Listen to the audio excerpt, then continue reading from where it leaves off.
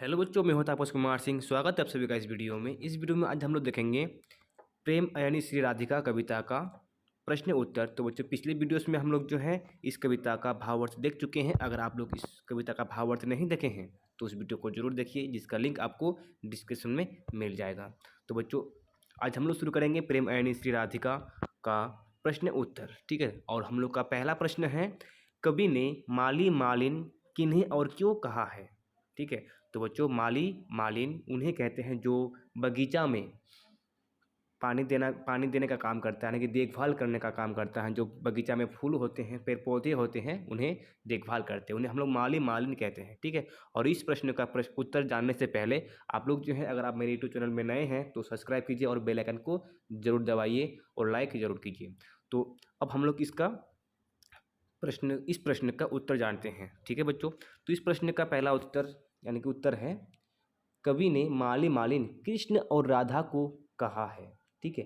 क्योंकि कवि राधा कृष्ण के प्रेममय युगल को, प्रेममय इसमें युगल होगा, ठीक है, युगल, और युगल का मतलब होता है जोड़ी। जो राधा कृष्ण की जो जोड़ी है, प्रेममय जोड़ी को प्रेम भरे नेत्रों से देखा है, प्रेम भरे नेत्र से देखा है। यहाँ प्रेम को वाटिका मानते हैं और उस प्रेम वाटिका के मालिन राधा यानी कि कृष्ण और राधा को मानते थे, इन्हें मानते हैं।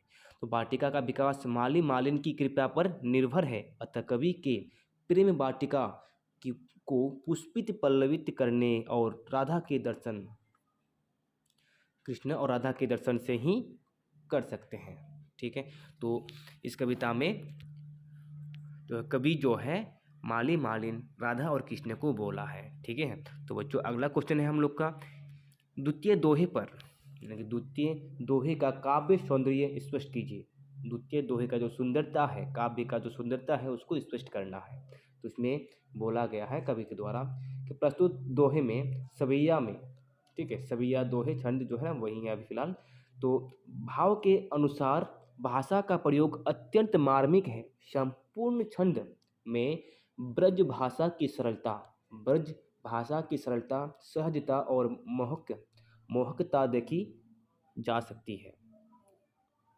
कहीं कहीं तद्भाव और तत्सम के सामासिक रूप भी मिल रहे हैं। कविता की संगीतमयता की धारा फूट पड़ी है।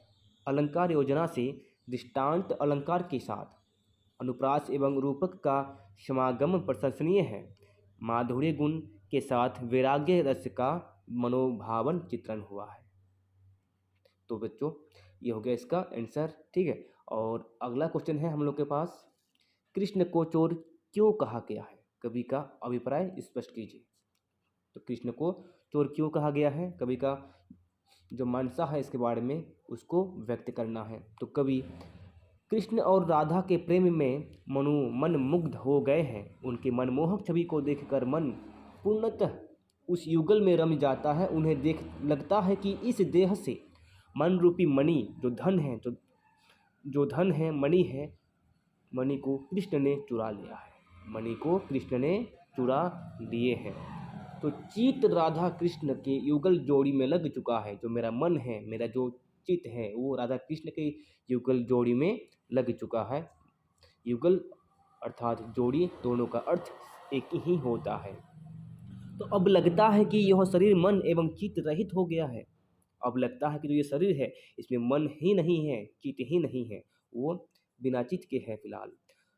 तो इसलिए चित्त हरने वाले कृष्ण को चोर कहा गया है। हरने वाले मतलब कि चित्त को चुराने वाले कृष्ण को चोर कहा गया है।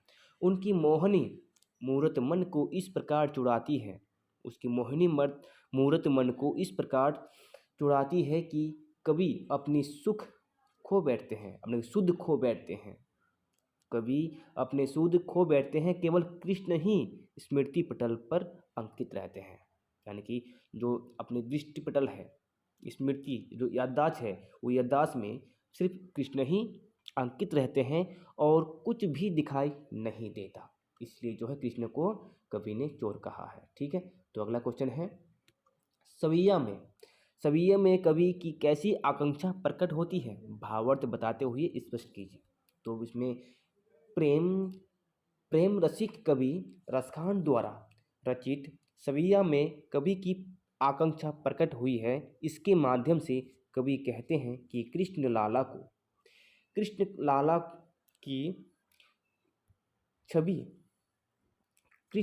की छवि सामने अन्यान्य दृश्य बेकार है।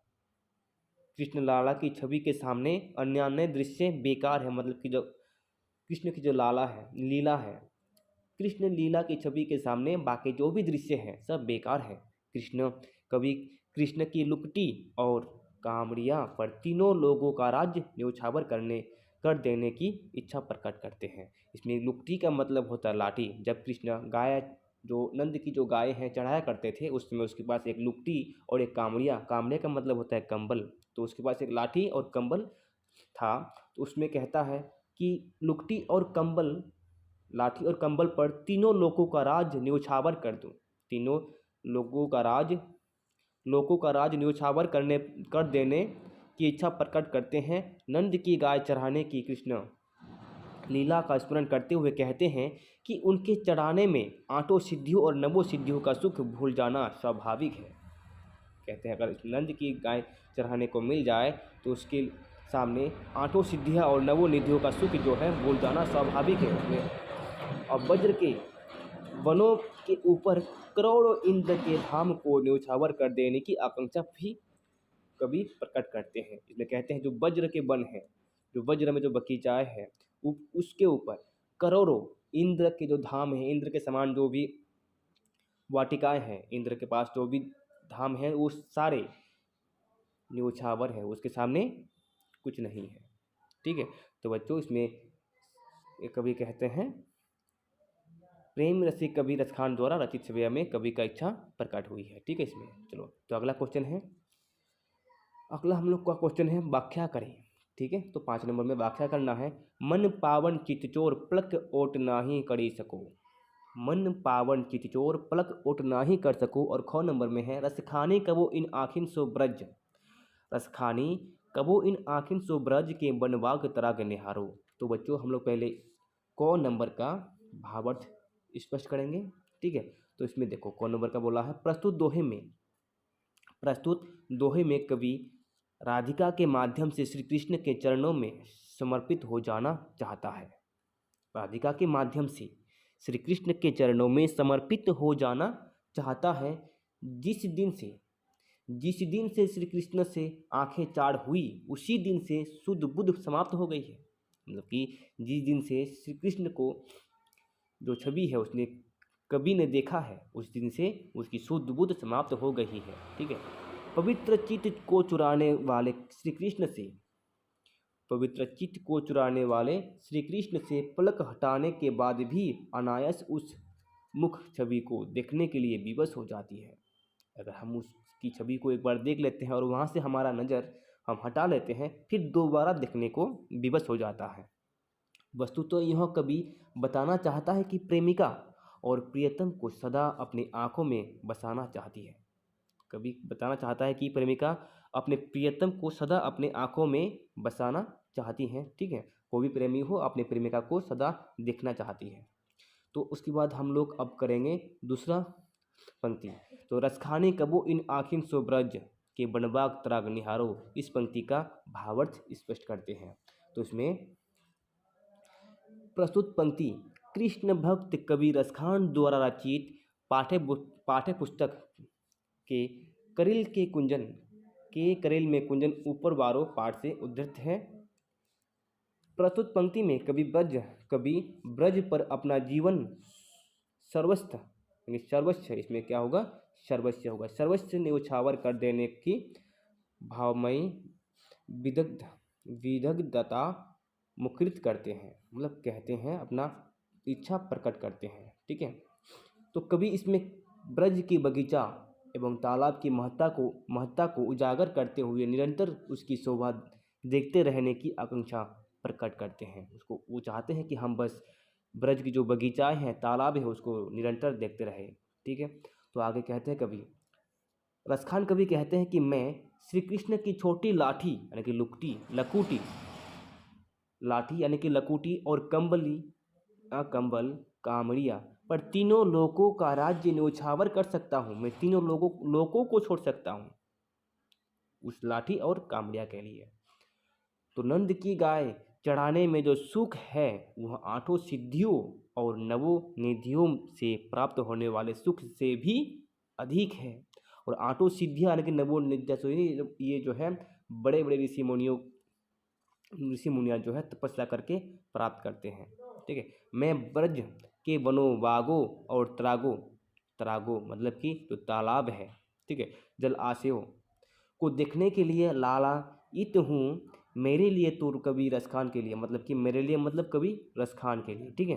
तो ब्रज के कलिल कुंजन सोने चांदी के करोड़ों भव्य भवनों से भी ज़्यादा मूल्यवान है। इसमें कहते हैं मेरे लिए तो ब्रज के कलिल कुंजन, तो ब्रज के जो बगीचा है वो सोने चांदी करोड़ों भव्य भवनों से भी, करोड़ों जो इंद्र के पास जो धाम है, इंद्र धाम यानी कि बड़े बड़े भवनों से भी अधिक मूल्यवान है। तो अगला क्वेश्चन है हम लोग का इसमें प्रेम यानी श्री राधिका पाठ का सारांश अपने शब्दों में लिखिए। भाव स्पष्ट करना है यानी कि सारांश बताना है इस पाठ का। तो इसमें कहते हैं प्रेम यानी श्री राधिका में कृष्ण और राधा के प्रेममय रूप पर मुग्ध रसखान कहते हैं कि राधा प्रेम का खजाना है और श्री कृष्ण अर्थात नंदलाल साक्षात प्रेम स्वरूप है। ये दोनों ही प्रेम वाटिका के माली और मालिन हैं जिनसे प्रेम वाटिका खिली खिली है, जिससे प्रेम वाटिका खिली खिली है। मोहन की छवि ऐसी है कि उसे देखकर, मोहन का मतलब श्री कृष्ण, मोहन की छवि ऐसी है कि उसे देखकर कवि की दशा धनुष से छूटे तीर के तहत हो गई है। कवि की दशा धनुष से छूटे तीर की तहत हो गई है, मतलब कि जो जैसे धनुष से तीर को अगर छोड़ दिया जाए एक बार तो वो आपके बस में नहीं रहता है। उसी तरह से कवि कहता है अगर मैं श्री कृष्ण को एक बार देख लेता हूँ तो उसके बाद मेरा मन मेरे बस में नहीं रहता है। यानी कि जैसे धनुष से छूटा हुआ तीर अब वापस से नहीं होता, वैसे ही कवि का मत एक बार कृष्ण की ओर जाकर पुनः अन्यत्र नहीं जाता। कवि का मन माणिक चितचोर श्री कृष्ण चुरा कर ले गए, अब बिना मन के वह फंदे में फंस गया है। मतलब कि उस अभी मन ही नहीं है, वो बेमन है। उसका शरीर सिर्फ पड़ा हुआ है लेकिन उसका मन श्री कृष्ण के पास है। तो वस्तुतः जिस दिन से प्रिय नंद किशोर की छवि देख ली है उसी यह चोर मन बराबर उनकी ओर ही लगा हुआ है। इसमें कहता है आगे, करिल के कुंजन ऊपर वारो सबिया में, करिल के कुंजन ऊपर वारो सबिया में कवि रसखान की श्री कृष्ण पर मुग्धता और उनकी एक एक वस्तु पर वज्र भूमि पर अपना सर्वस्व क्या तीनों लोक न्योछावर करने की भव्यमयी उत्कंठा एवं उद्ग्रता के दर्शन होते हैं। न्योछावर करने की जो है वो आकांक्षा प्रकट करते हैं। ठीक है।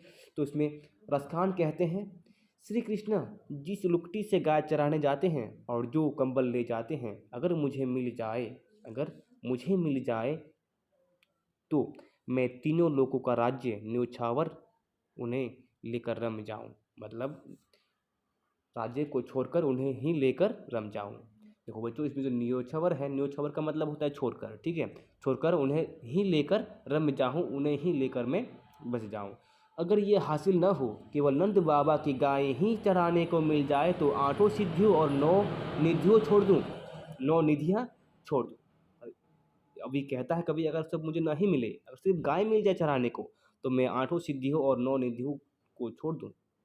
आगे कहता है कवि का कृष्ण और उनकी त्यागी वस्तुएं ही प्यारे नहीं हैं, कवि का श्री कृष्ण और उनकी त्यागी वस्तुएं ही प्यारे नहीं हैं, वे उनकी क्रीड़ा भूमि वज्र पर भी मुग्ध है। मतलब कि उसके जो श्री कृष्ण की जो वस्तुएं हैं सिर्फ उनकी ही प्यारे नहीं हैं, उनकी जो क्रीड़ा भूमि है वज्र भूमि पर है। कहते हैं और संयोगवश मुझे ब्रज के जंगल और बाग और वहाँ के घाट तथा करिल के कुंज जहाँ वे लीला करते थे उनके ही दर्शन हो जाए तो सैकड़ों इंद्रलोक उन पर न्योछावर कर दूं। मतलब उसमें कहता है अगर मुझे उन सब चीज़ों को नहीं मिलता है, अगर मुझे संयोगवश वो जगह मिल जाए जहाँ पर भगवान कृष्ण और राधा ने लीलाएं किए हैं, तो मैं सैकड़ों इंद्रलोकों को न्यौछावर कर दूँ, सैकड़ों इंद्रलोक को यानी कि स्वर्ग को छोड़ दूँ। ठीक है, तो रसखान की यह अन्यतम समर्पण भावना और विदग्धता भक्ति काव्य की अमूल्य निधियों में है, अमूल्य जिसका कोई मूल्य नहीं है। ठीक है, तो देखो बच्चों, अब जो है जो भी प्रश्न उत्तर था इसमें हम लोग का हो चुका है। अब हम लोग देखेंगे इसकी भाषा की बात, यानी कि जो व्याकरण से कुछ इस पाठ में है उसको पहले देखेंगे। तो इसमें देखो 1 नंबर में है भाषा, यानी कि समास निर्दिष्ट करते समय, समास निर्देश करते हुए निम्नलिखित पदों के विग्रह करिए। समास बताना है कौन सा समास है और उसका विग्रह भी करना है। तो कुछ इसमें शब्द दिया हुआ है, प्रेम यानी प्रेम व्रण, नंद नंद, प्रेम वाटिका, माली मालिन, रसखानी, इसमें रसखानी होगा। ठीक है, चीन चोर, इसमें चित चोर होगा, तो उसमें मिस्टेक हो गया है टाइपिंग करने में। मन मानिक वमन, वे मन, नवोनिधि, अठोह सिद्धि, बमबाग, तीहुपुर, इसमें तीहुपुर होगा। ठीक है बच्चों, तो आगे देखते हैं हम लोग इसमें। देखो प्रेम यानी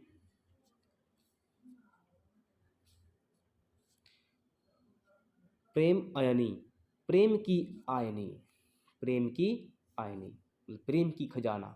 ठीक है, तो यह है तत्पुरुष समास। प्रेम व्रण, प्रेम का व्रण, प्रेम का रंग, तत्पुरुष समास ये भी होता है। नंद नंद, नंद का है जो नंद, नंद का है जो नंद, कर्मधारय समास एक कृष्ण को कहते हैं। प्रेम वाटिका, प्रेम की वाटिका, प्रेम की वाटिका किसको कहते हैं? राधा और कृष्ण को। ठीक है, प्रेम वाटिका, प्रेम को वाटिका कहा गया है। और इसमें इसका जो है ये तत्पुरुष समास है। माली मालिन, माली और मालिन द्वंद्व समास है। रसखानी, रस की खान, रस की खान, रसखान को कहा गया है। ठीक है, तत्पुरुष समास। चित चोर, चित है चोर जिसका, चित है चोर जिसका, यानी कि अर्थात कृष्ण बहुब्रीहि समास है। इसमें किसी और शब्द का अर्थ से निकलता है। तो इसमें मानिक, मन मानिक, मन है जो मानिक, मन है जो मानिक, कर्मधारय समास। बेमन, बिना मन का, अवयवी भाव समास। नवोनिधि, नौ निधियों का समूह, द्विगु समास। आठ सिद्धि, यानी कि आठों सिद्धि होगा इसमें, आठों सिद्धियों का समूह, द्विगु समास। वन बाघ, वन और बाघ द्वंद्व समास। त्रिपुर, तीनों लोगों का समूह, द्विगु समास। ठीक है, तो ये हो गया हम लोग का समास। और बच्चों इसमें फिर और दूसरा क्वेश्चन है, निम्नलिखित के 3 पर्यायवाची शब्द लिखिए। पर्यायवाची शब्द लिखना है। राधिका, नंद नंद, नयन, सर, आँख, कुंज, कलधोत, इन सबका पर्यायवाची शब्द लिखना है। और इसमें है राधिका, राधिका का होता है राधा, ब्रजरानी, हरिप्रिया, विरसन भानुकुमारी। ठीक है, इसमें 4 लिख दिए हैं, हालांकि इसमें 3 ही लिखना है। तो नंद नंद यानी कि कृष्ण, पीताम्बर, गोविंद, मोहन। ठीक है, ये सभी जो है नंद नंद कृष्ण है, गोविंद। नैन, और नैन का मतलब होता है आँख, नैन आँख, लोचन विलोचन, और इब आँख है, नयन नेत्र, दृग नयन। ठीक है, ये दोनों जो है सेम है इसमें। उसके बाद है सर, वान सरासर तीर, सर वान सरासर तीर। कुंज, बाग वाटिका उपवन। कलधोत, इंद्र देवराज देवेंद्र, कलधोत का इंद्र देवराज देवेंद्र। तो बच्चों ये हो गया हम लोग का लास्ट क्वेश्चन इस चैप्टर का। ठीक है, तो अगला क्वेश्चन में, यानी अगला हम लोग चैप्टर में देखेंगे, अगला वीडियो में इसका कुछ ऑब्जेक्टिव क्वेश्चन आंसर जो कि बहुत इंपॉर्टेंट है और अक्सर पूछे जाते हैं। ठीक है, तो बच्चों आज के लिए बस इतना ही। अगर आप लोग हमारे यूट्यूब चैनल को अब तक सब्सक्राइब नहीं किए तो सब्सक्राइब कीजिए और बेल आइकन को जरूर दबाइए। अगर लाइक नहीं किए तो लाइक भी जरूर कीजिए। तो थैंक्स फॉर वॉचिंग।